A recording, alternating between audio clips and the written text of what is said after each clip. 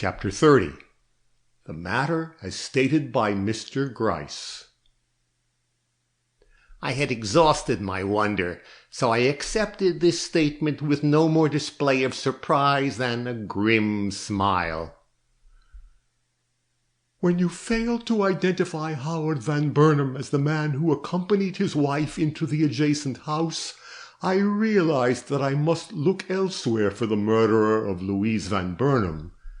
You see, I had more confidence in the excellence of your memory than you had yourself, so much indeed that I gave you more than one chance to exercise it, having, by certain little methods I sometimes employ, induced different moods in Mr. Van Burnham at the time of his several visits, so that his bearing might vary, and you have every opportunity to recognize him for the man you had seen on that fatal night. Then it was he you brought here each time? I broke in. It was he. Well, I ejaculated. The superintendent and some others whom I need not mention, here Mr. Gryce took up another small object from the table, believed implicitly in his guilt. Conjugal murder is so common, and the causes which lead to it so frequently puerile. Therefore I had to work alone, but this did not cause me any concern. Your doubts emphasized mine, and when you confided to me that you had seen a figure similar to the one we were trying to identify enter the adjoining house on the evening of the funeral, I made immediate inquiries and discovered that the gentleman who had entered the house right after the four persons described by you was Franklin Van Burnham. This gave me a definite clue, and this is why I say that it was you who gave me my first start in this matter. Humph, thought I to myself, as with a sudden shock I remembered that one of the words which had fallen from Miss Oliver's lips during her delirium had been this very name of Franklin. I had had my doubts of this gentleman before, continued the detective, warming gradually with his subject. A man of my experience doubts everyone in a case of this kind, and I had formed at odd times a sort of side theory, so to speak, into which some little matters which came up during the inquest seemed to fit with more or less nicety. But I had no real justification for suspicion till the event of which I speak. That you had evidently formed the same theory as myself, and were bound to enter into the lists with me, put me on my mettle, madam, and with your knowledge or without it, the struggle between us began. So your disdain of me, I here put in with a triumphant air I could not subdue, was only simulated?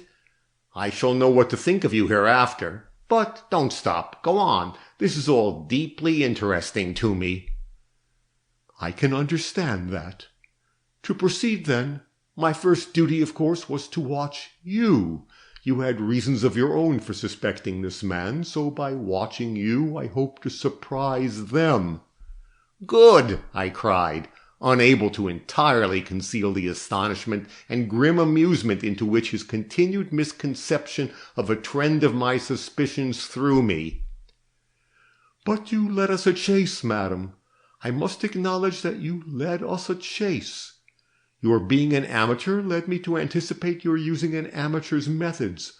But you showed skill, madam, and the man I sent to keep watch over Mrs. Boppert against your looked-for visit there was foiled by the very simple strategy you used in meeting her at a neighboring shop. Good, I again cried, in my relief at the discovery made at that meeting had not been shared by him. We had sounded Mrs. Boppert ourselves, but she had seemed a very hopeless job, and I do not yet see how you got any water out of that stone, if you did. No, I retorted ambiguously, enjoying the inspector's manifest delight in this scene as much as I did my own secret thoughts and the prospect of a surprise I was holding in store for them. But your interference with the clock, and the discovery you made that it had been going at the time the shelves fell, was not unknown to us, and we've made use of it, good use, as you will hereafter see. So, those girls could not keep a secret after all, I muttered, and waited with some anxiety to hear him mention the pincushion. But he did not, greatly to my relief. "Don't blame the girls," he put in. His ears evidently are as sharp as mine. "The inquiries having proceeded from Franklin, it was only natural for me to suspect that he was trying to mislead us by some hocus-pocus story. So I visited the girls. That I had difficulty in getting to the root of the matter is to their credit, Miss Butterworth, seeing that you had made them promise secrecy." "You are right," I nodded, and forgave them on the spot. If I could not withstand Mr. Gryce's eloquence, and it affected me at times, how could I expect these girls to? Besides, they had not revealed the more important secret I had confided to them, and in consideration of this, I was ready to pardon them most anything. "That the clock was going at the time the shelves fell, and that he should be the one to draw our attention to it, would seem to the superficial mind proof positive that he was innocent of a deed with which it was so closely associated," the detective proceeded. "But to one skilled in the subterfuges of criminals, this seemingly conclusive fact in his favor was capable of an explanation so in keeping with the subtlety shown in every other feature of this remarkable crime that I began to regard it as a point against him rather than in his favor, of which more hereafter. Not allowing myself to be deterred then by this momentary setback, and rejoicing in an affair considered as settled by my superiors, I proceeded to establish Franklin Van Burnham's connection with the crime which had been laid with so much apparent reason at his brother's door. The first fact to be settled was, of course, whether your identification of him as the gentleman who accompanied his victim into Mr. Van Burnham's house could be corroborated by any of the many persons who had seen the so-called Mr. James Pope at the Hotel D.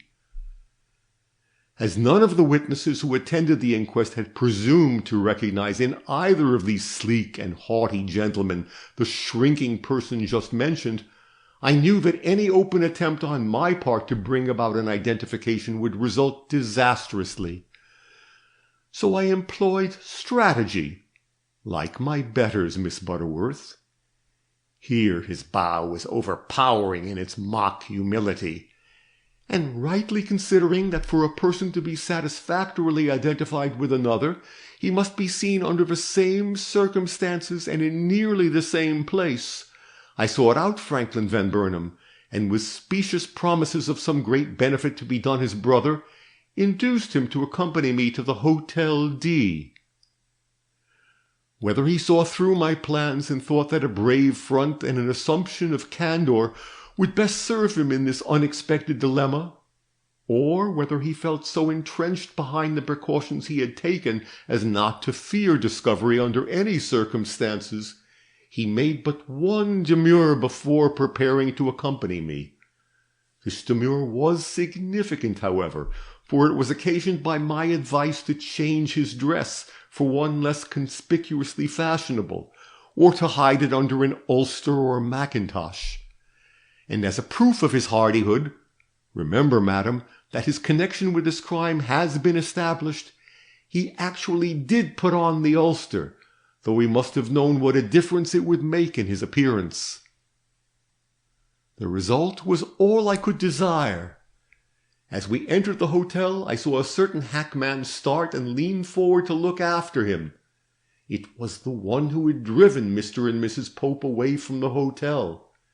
And when we passed the porter, the wink which I gave him was met by a lift of his eyelids, which he afterwards interpreted into like, very like. But it was from the clerk I received the most unequivocal proof of his identity.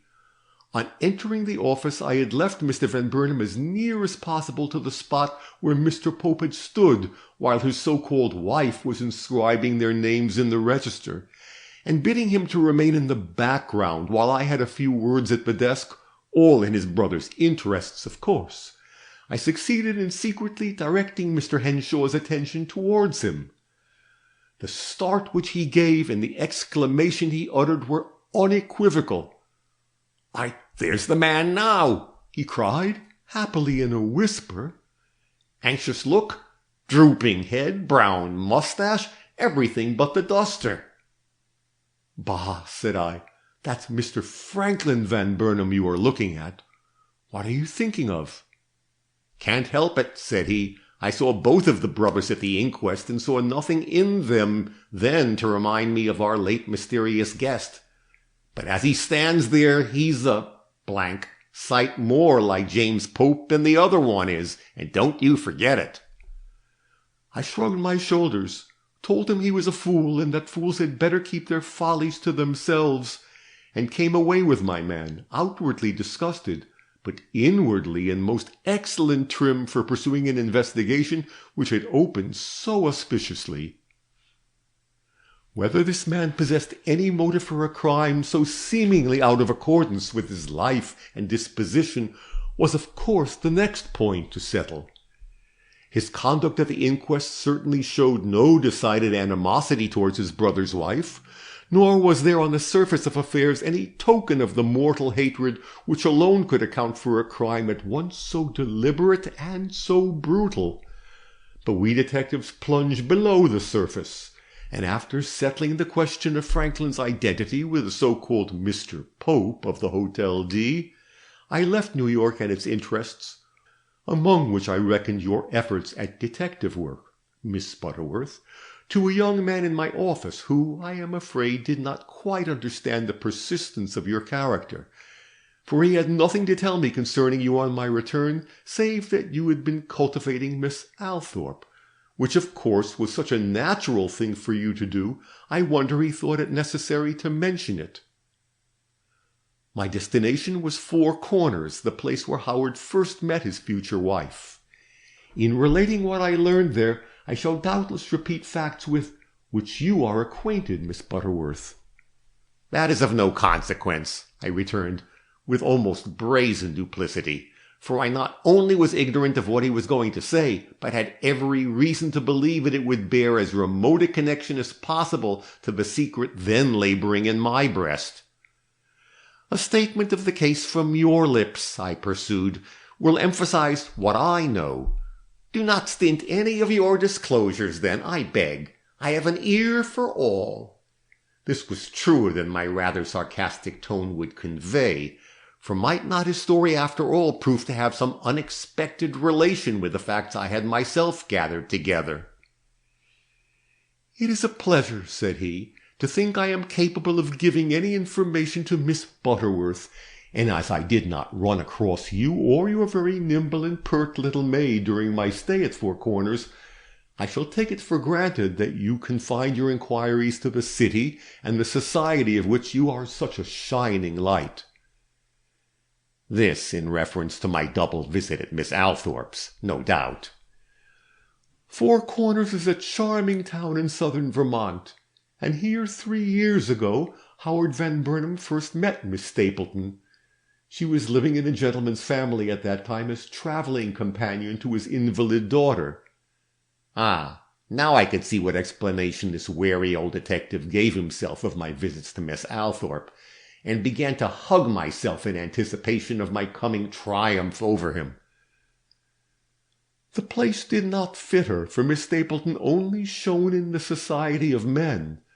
But Mr. Harrison had not yet discovered this special idiosyncrasy of hers, and as his daughter was able to see a few friends and in fact needed some diversion, the way was open to her companion for that acquaintance with Mr. Van Burnham which has led to such disastrous results. The house at which their meeting took place was a private one, and I soon found out many facts not widely known in this city.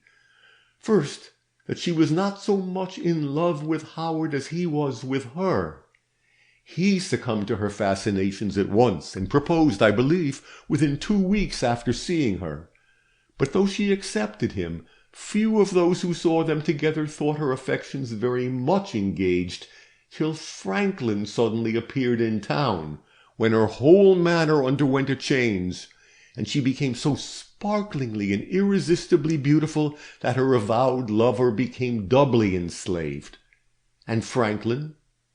Well, there's evidence to prove that he was not insensible to her charms either, that, in spite of her engagement to his brother and the attitude which honor bade him hold towards his prospective sister-in-law, he lost his head for a short time at least, and under her seductions I do not doubt, for she was a double-faced woman according to general repute, went so far as to express his passion in a letter of which I heard much before I was so fortunate as to obtain a sight of it. This was 3 years ago, and I think Miss Stapleton would have been willing to have broken with Howard and married Franklin if the latter had had the courage to meet his brother's reproaches. But he evidently was deficient in this quality. His very letter, which is a warm one, but which holds out no hope to her of any closer bond between them than that offered by her prospective union with his brother, shows that he still retained some sense of honor, and as he presently left Four Corners and did not appear again where they were till just before their marriage, it is probable that all would have gone well if the woman had shared this sentiment with him. But she was made up of mean materials, and while willing to marry Howard for what he could give her, or what she thought he could give her, she yet cherished an implacable grudge against Franklin for his weakness, as she called it, in not following the dictates of his heart. Being sly as well as passionate, she hid her feelings from everyone but a venial, though apparently devoted confidant, a young girl named Oliver, I finished in my own mind. But the name he mentioned was quite different. "Pigot," he said, looking at the filigree basket he held in his hand, as if he picked this word out of one of its many interstices. She was French, and after once finding her, I had but little difficulty in learning all she had to tell. She had been Miss Harrison's maid, but she was not above serving Miss Stapleton in many secret and dishonorable ways. As a consequence, she could give me the details of an interview which that lady had held with Franklin Van Burnham on the evening of her wedding. It took place in Mr. Harrison's garden, and was supposed to be a secret one, but the woman who arranged the meeting was not the person to keep away from it when it occurred, and consequently I have been enabled to learn with more or less accuracy what took place between them. It was not to Miss Stapleton's credit. Mr. Van Burnham merely wanted his letter back, but she refused to return it unless he would promise her a complete recognition by his family of her marriage, and ensure her a reception in his father's house as Howard's wife. This was more than he could engage himself to perform. He had already, according to his own story, made every effort possible to influence the old gentleman in her favor, but had only succeeded in irritating him against himself. It was an acknowledgment which would have satisfied most women, but it did not satisfy her. She declared her intention of keeping the letter for fear he would cease his exertions, and heedless of the effect produced upon him by the bare-faced threat, proceeded to inveigh against his brother for the very love which made her union with him possible, and as if this was not bad enough, showed at the same time such a disposition to profit by whatever worldly good the match promised, that Franklin lost all regard for her and began to hate her. As he made no effort to conceal his feelings, she must have become immediately aware of the change which had taken place in them. But however affected by this, she gave no sign of relenting in her purpose. On the contrary, she persisted in her determination to retain his letter, and when he remonstrated with her and threatened to leave town before her marriage, she retorted by saying that, if he did so, she would show his letter to his brother as soon as the minister had made them one.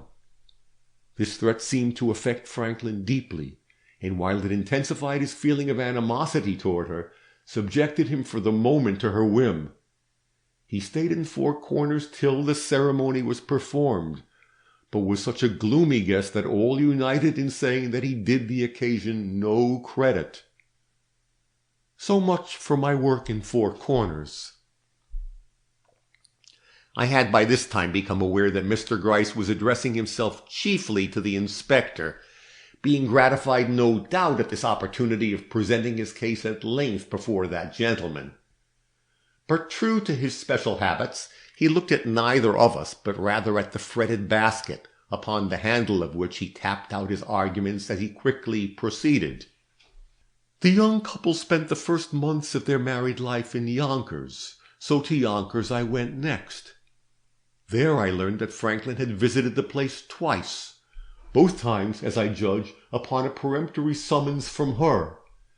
The result was mutual fret and heartburning, for she had made no progress in her endeavors to win recognition from the Van Burnhams, and even had had occasion to perceive that her husband's love, based as it was upon her physical attributes, had begun to feel the stress of her uneasiness and dissatisfaction.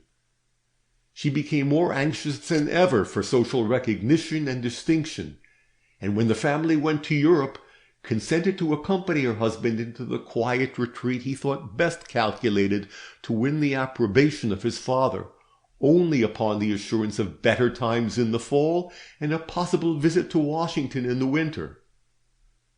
But the quiet to which she was subjected had a bad effect upon her. Under it she grew more and more restless, and as the time approached for the family's return, conceived so many plans for conciliating them that her husband could not restrain his disgust. But the worst plan of all, and the one which undoubtedly led to her death, he never knew. This was to surprise Franklin at his office, and, by renewed threats of showing this old love letter to his brother, win an absolute promise from him to support her in a fresh endeavor to win his father's favor. You see, she did not understand Silas Van Burnham's real character, and persisted in holding the most extravagant views concerning Franklin's ascendancy over him, as well as over the rest of the family. She even went so far as to insist in the interview which Jane Pigot overheard, that it was Franklin himself who stood in the way of her desires, and that if he chose, he could obtain for her an invitation to take up her abode with the rest of them in Gramercy Park. To Duane Street she therefore went before making her appearance at Mrs. Parker's, a fact which was not brought out at the inquest, Franklin not disclosing it, of course, and the clerk not recognizing her under the false name she chose to give. Of the details of this interview I am ignorant, but as she was closeted with him some time, it is only natural to suppose that conversation of some importance took place between them. The clerk who works in the outer office did not, as I have said, know who she was at the time, but he noticed her face when she came out, and he declares that it was insolent with triumph, while Mr. Franklin, who was polite enough or calculating enough to bow her out of the room, was pale with rage, and acted so unlike himself that everybody observed it. She held his letter in her hand, a letter easily distinguishable by the violet-colored seal on the back, and she filliped with it in a most aggravating way as she crossed the floor, pretending to lay it down on Howard's desk as she went by, and then taking it up again with an arch look at Franklin, pretty enough to see, but hateful in its effect on him. As he went back to his own room, his face was full of anger, and such was the effect of this visit on him that he declined to see anyone else that day. She had probably shown such determination to reveal his past perfidy to her husband that his fears were fully aroused at last, and he saw he was not only likely to lose his good name, but the esteem with which he was accustomed to be regarded by this younger and evidently much-loved brother. And now, considering his intense pride as well as his affection for Howard, do you not see the motive which this seemingly good man had for putting his troublesome sister-in-law out of existence? He wanted that letter back, and to obtain it had to resort to crime. Or such is my present theory of this murder, Miss Butterworth. Does it correspond with yours? This ends chapter 30.